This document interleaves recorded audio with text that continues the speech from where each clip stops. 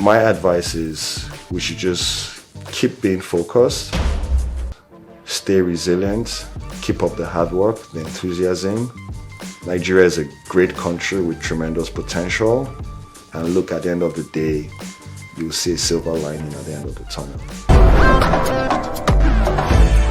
You're watching the Career Series powered by MTN. I am your host, Talula Doherty Aditono, and today our guest is Kelechi Ekwugo. He is the Senior Country Director at the US-Nigeria Business Council. So nice to have you with us today. Thank you. You're welcome. So let's talk about your career a little bit. You've worked in both the public and the private sector. You've worked with entrepreneurs as well. So I want to just get to know a bit more about you. What can you tell us? Well, thank you very much and good morning. So basically, I started off my career having acquired a degree out of the UK in financial services. I started off working for an investment bank in the UK, Morgan Stanley, where I supported their finance division. Did that in the sort of 2006 to 2008-9, thereabout. And then I had the rare opportunity of returning back to Nigeria from the UK, and that was because I had an appointment with the then Ministry of Finance, led by the Minister of Finance, a gentleman called Dr. Mansour Mukhtar. This was under the government of late President Yaradua. So I supported the Ministry of Finance as a technical assistant. And then when acting President Goodluck Jonathan came in, he appointed a new minister. I also sat as part of the technical team to the then minister, Dr. Olusegun Aganga. I moved back to the UK again, where I worked for some consulting companies and some proprietary investment companies that were focused on creating opportunities and value in sub-Saharan Africa, with some strong focus on Nigeria. So I did that. 2015, returned back again to Nigeria. This time, moved back to Lagos. And the idea really was for me to, try something more entrepreneurial.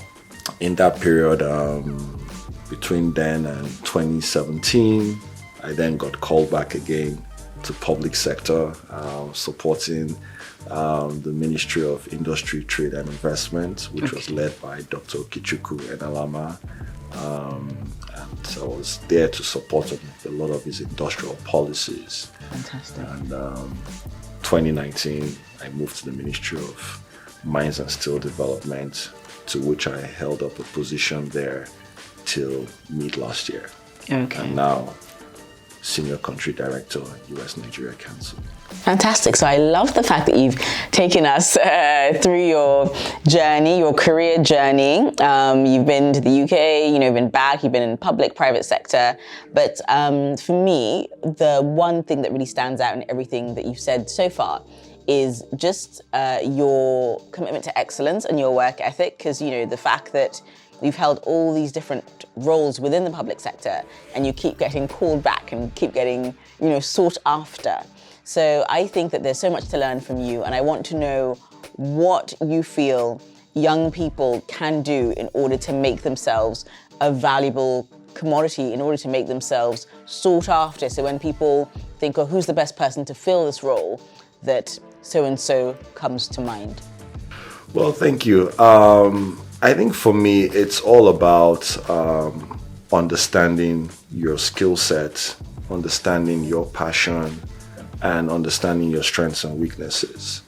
And for me, I strongly believe in, just improving on your human capacity development. I think we as a people are actually the greatest resource and asset to really make any sort of significant impact we want to make in, across multiple spheres or sectors and all of that. And so for me, it's on those sort of principles and values that look, you know where your passions are, your strengths are, and just wanting to be a better version of yourself constantly. And that's been sort of the guiding fundamentals. Being in public sector, I mean, for me, it was that curiosity of, how do you just sort of reshape a country and, create your own impact towards the development of your country that you so love and you're passionate about, and the opportunities that I've found myself in over the years gave me that opportunity to sort of express and add my own value towards developing the country, so to say. That's fantastic. Thank you so much. Let's talk about funding, because you've talked about, working in a sort of advisory role, advising entrepreneurs and companies as well. So I want to talk about what SMEs and startups can do in order to attain the funding they need to grow and scale their enterprises, because I know that's often sort of a big source of frustration and worry. Correct. So I think given the experience I've had both as a public sector policy advisor and also being on a private sector trajectory, I'll start off from the perspective of even the government in a sense. And, whilst, people may not want to give much credit to government, the reality is that I've seen that government actually has a real commitment and zeal to support and promote and protect a lot of businesses, be it SMEs or major scale industries and all of that. We can see that there are sort of developmental banks that are heavily pioneered and championed by the government. And we're talking Nigerian government here. Yes. Be it the Bank of Industry, the Nigerian Export-Import Bank, Nexim, Development Bank of Nigeria. I remember whilst I was in the Ministry of Finance, in our time came up the establishment of the Nigerian Sovereign Investment Authority, which I know has been heavy on infrastructure development, but at the same time have started to diversify in areas like tech and innovation to support sort of SMEs. And there are various pockets of initiatives and lending programs just to support lots of SMEs. And I think this is being done in synergy with the organized private sector from my purview as well. We can see that within the private sector, whether it's through our financial services platforms, the banks, yes, there are challenges with interest rate risks and, high interest rates and all of that. Yes. But at the same time, different initiatives are being crafted up, at least to create, to reduce a barrier perspective for a lot of these SMEs. And now we're seeing a lot of VCs, angel investments coming from highly established entrepreneurs, just to make sure that, there's a wider pool for to support funding mechanisms for a lot of these SMEs. And sometimes these things are garnered through, having access to the right information, leveraging on your network, and just trying to posture yourself in the right place at the right time. At the right time. Sense. Interesting. So really what you're saying in a nutshell is that young entrepreneurs really need to go outside of their comfort zone to seek out opportunities, because these opportunities do in fact exist. Absolutely. But then again, it's not like, there's a very excess pool of those opportunities or funding to support everyone. Everybody who's putting money out there understands that, look, this is also a risk that has to be carefully managed and all of that. Mm-hmm. So again, there will always be a process, a criteria, and hopefully if you tick all those boxes, then you just might be, in the money. I agree. Kelechi, let's talk about your time in the public sector once again, while you were involved with the Ministry of Mines and Steel Development. First, I want to talk about that particular ministry, because I don't think a lot of us know that exists, and also the potential for that in terms of the diversification of the resources we have here in Nigeria, because we always think that our sort of top resource is oil, and that's what's on everybody's mind. And we're not so aware that there are other resources that we have within the country that can do a lot in terms of boosting our economic growth. Yeah. No, thank you very much. And, speaking about my previous and last stint in the public sector, which was with the Ministry of Mines and Steel Development, it was quite an interesting exposure and insight.